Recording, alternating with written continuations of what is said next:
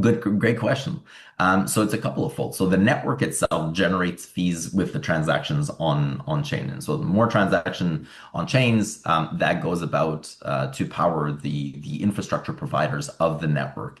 And those tokenomics were revamped last year. So last July, the network updated the tokenomics on chain, and we created new buckets for infrastructure providers, for the foundation, for the lab side of things, so the incubator of the network, etc. So all of the on-chain components really rely on the fact that Vaulta at the base is a utility token. And as the network gets used, then fees are generated, and those fees go and offset the cost for those participating in the network. So that's kind of at the core.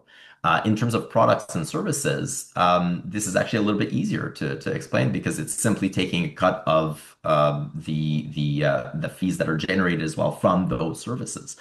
So think of how an exchange works as well.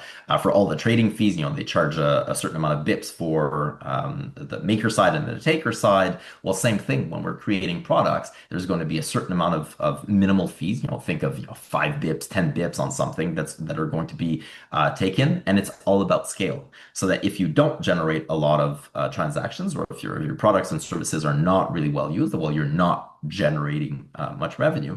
But as you scale and as you start gaining more traction, then those fees become quite substantive, all while being extremely competitive in terms of the product offering because it's minimal fees. It really does not impact the user at the end. And so it's really about it. It's a scalable model.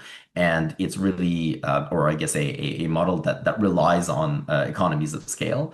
And it's really based off of the underlying tech stack that we have that is meant and is built to be able to handle large volumes of transactions and large volume of users.